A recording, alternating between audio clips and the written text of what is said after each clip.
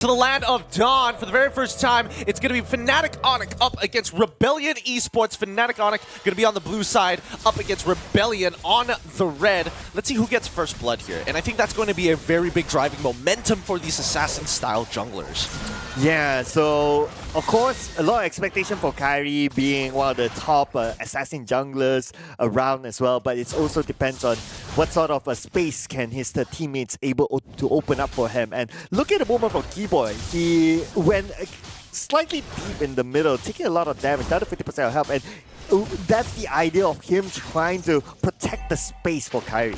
Yeah, I mean, more importantly, even if Kiboy at this point loses his flicker super early on, he's going to be able to like get it back later down the line. It's not like he's going to hit level 4 conveniently as well, right? Just look at Jushin. Look at what he's doing. Are you having fun? Oh, early Purify coming out from sanz just because Jushin is Jushin.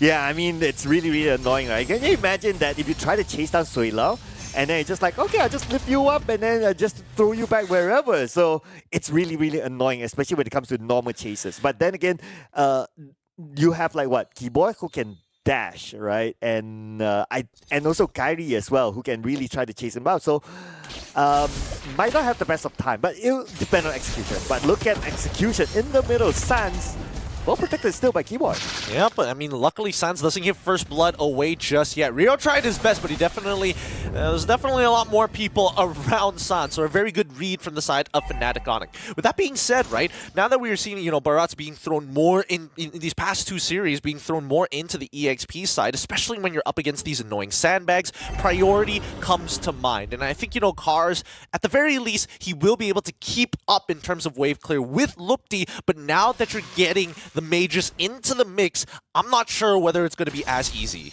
Yeah, and let's see if it's going to be easy for Fnatic Onic to actually steal this first turtle. Of course, you're going up against a Fanny that can go in and out very, very quickly. So as long as Rio can time the steel cables in, and also the retribution, they could probably easily take this one away. Well, speaking of which, Kiboy does inevitably walk up just to see where Rio is. They spots him out by that purple side, but doesn't use any of his battle spells. I mean, it's not like he had him, but more so his kick. But you can see both teams, they don't really want to start this turtle first. Oh, man. And I wonder why, though. Okay, of course, one explanation is that they're all waiting for their junglers to be in the right position. And now they are. We can expect to see something happening soon. I mean, Kairi is already a level up on Rio, right? Like, he's got a decent EXP lead. Oh, here we go. Got him on the cars, but then he's the beefy boy, and that's not the target that they want. Looks like Kiboy tries to go in for the backline, and now the Dakota's welcome will stop him from coming through. But Kiboy, 50% of health down, not going to be a big issue for him. Kiboy can still engage if he wants to. lutpii, also 50% health. He is at level 4 though, so there you go. That is the pickup that they're looking for. First one onto audytzy. Yep, in the earlier stages of the game, as much as Suelo wants to make a play here, it's a little tough to do so. He doesn't have the raw damage just yet, but that poke is so good. He's running out of mana though, and I think that's something he's got to continuously juggle throughout this game. Really good play coming in from Fnatic Onic, right? Really taking their time, making sure that Cars gets punished accordingly, making sure that he's going to have to forcefully recall, lose his stacks, and now you've established lane dominance despite lutpii missing out on his flicker. Yeah, and speaking about lane dominance, right? So having a carry on your side is to allow that space for carry to farm and play during the late game, because carry needs time to be up there, to scale up to a point that he's able to deal up the damage towards that point. And so far, Rebellion Esports, they are not really putting the pressure on the carry. Yeah, I think that Matt definitely... I was thinking whether or not it would have been a better option to go for Warcry just so you have a little bit more damage in your lane. Landing 3 shots isn't too difficult, whether it's a skill shot or even an auto attack here, especially when you're up against a carry. You need to win hard, and the fact that CW has already got a pretty decent freeze towards his side, he's going to crash this and then start making a move. It could be setting up for a potential dive with Kairi, but for the most part, look at this. And speaking about dive, okay, Kiboy calculating his moves. They really want to make sure that, okay, audytzy is not there yet. So they're taking their time. They know they're not in a hurry. And the moment they saw audytzy, it's like, okay, we're going to let this one go. Yeah, I think it's better to do so because audytzy, he's great. Oh, here we go. On the middle. Look who got caught. It's going to be Rio. Not able to fly away with the steel cables. Man, that is kiboy that we're talking about. The moment it kicks you back, that's it. Yep. And even the audience have to agree. 90% think that Fnatic Onic are going to be the ones to close out this game. And with the pressure as well as the wave clear management coming in from Fnatic Onic, look at the pressure that they're getting, right? They got half gold plating down onto Chewe, CW on the bottom side. They basically chomped down 65% of the HP of the top tier 1. So really, it's Rebellion Esports looking to catch up to the tempo of Fnatic. I mean, it's going to be even harder for them to catch up. The fact that Fnatic Onic have control of the turtle and they're definitely going to secure this. I doubt Karsh is going to go in, so that is turtle to Fnatic Onic. Yep. They've got kiboy constantly just, well, I wouldn't even say body blocking, but man-to-man defense against Rio. Wherever Rio goes, you're expected to see kiboy scout for him. Well, the moment you mentioned about kiboy, he went all in, found his target, and it's going to be CW to secure that kill. Whether you attack, it doesn't matter. Kiboy sees you, you go down. He's good. He's just too good. And again, great targeting, right? Focusing down audytzy. If Fnatic Onic even gave audytzy a frame to flicker into them implosion, that could have been a disaster. But Fnatic Onic are feeling good today, right? Want to make up for all the lost time they had in Riyadh. Oh man, yes, that's so far so good. So far so good. We're not going to jinx it yet. It's only 6 minutes into the game, so far so alright. Yep. But okay, Rebellion Esports, what will it take for them to try to make this balance for them? Well, I think number one, they gotta start unlocking their members out of their lanes, right? Cars, he's a little late to the majority of these. Oh, hold on. Okay, probably somebody got caught there. Okay, here we go. Coming in, audytzy will be the one to get the kill on the keyboard, but from the back, Matt will need to run away to safety. Sanz will take out Rio instead. A little bit of a trade there to make sure that Matt stays alive, and that is something that they need to continue to do. Yeah, unfortunately for Rebellion Esports, they're not exactly a composition. They're not exactly a composition that can easily take space away from their opponents, right? They can kind of like wrestle for that space, but unless they commit some really big spells, I think Rebellion Esports don't mind playing on the back foot. They're waiting for Suelo to get some utility items, and Ice Queen's wand will be good at some point of time just to slow down the aggression from Fnatic Onic, assuming that Rio gets his purple. Oh, but as usual, Keyboard will get his target. It doesn't matter whether you're a tank. Karsh will be the next one to fall. Sanz will be the one to secure that kill. And they're looking for one right now. Oh, audytzy. Where is he going to go right here? Rio tries to get the skill cables in, but then again, not enough damage. He knows that he cannot tank it out as well. He has to let this one go.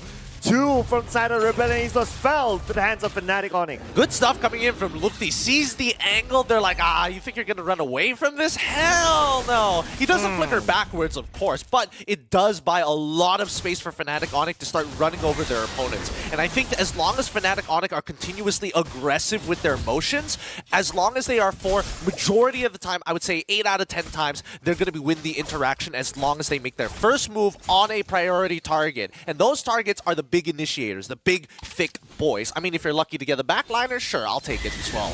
Yeah, and they're going to take the Lord as well in their hands. And you got to think about it, right? For CW, he moved from the bottom lane to the top lane. He was hardly challenged by anyone. So the last time we saw the stats, his farm was at least 2k gold ahead of anyone else. Yeah, including Matt as well. So not only did Matt not win out his lane, CW gets to walk all over him for the time being, right? Let's look at the items. Maybe we can get a bit bigger picture here. And yes, we do see that, wow, he is really 2,000 gold ahead. 2,000 gold ahead of Matt. And Matt is the highest earner currently on Rebellion Esports. Not a good look for now. Well, might not be looking good right now for Rebellion Esports as they will lose their inner turret on the middle. And at the same time, the Lord is pushing at the top. So, I mean, Rebellion Esports right now, it's going to be really hard for them to even come out. Yeah, worse yet, the Lord is about to be knocking on the last T2 that Rebellion Esports have.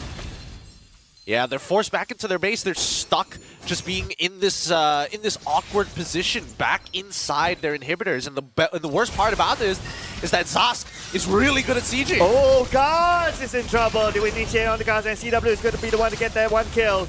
Definitely the tank shredder. That is the one. That is that hero that is playing its role.